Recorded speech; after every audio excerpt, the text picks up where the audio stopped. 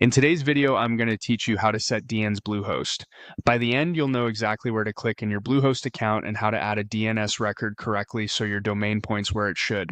Start by logging into your Bluehost account and opening the My Account dashboard. From there, head to the hosting area. This is where Bluehost groups tools related to your websites and domains. Inside hosting, open cPanel.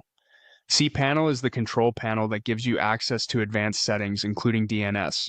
In cPanel, look for the Zone Editor. This is the place where all your DNS records live and where you'll add or adjust them. Open Zone Editor, then choose the domain you want to work on and click Manage.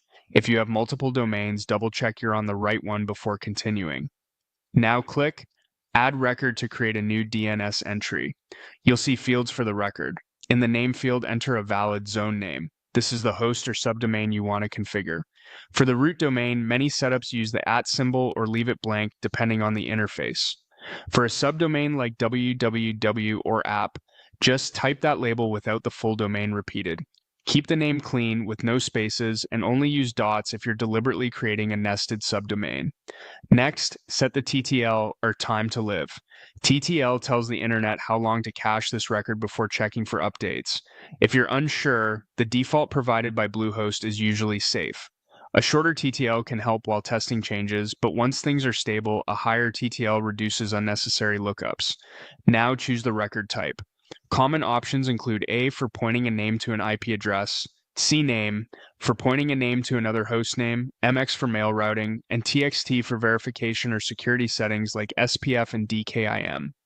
Pick the type that matches what you're trying to achieve. In the value or record content field, add the destination for that type. For an A record, enter the IPv4 address. For a SNAME, enter the target host name.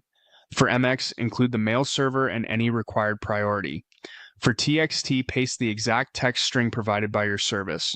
When everything looks correct, click Add to stage the entry, then click Save Record to commit it.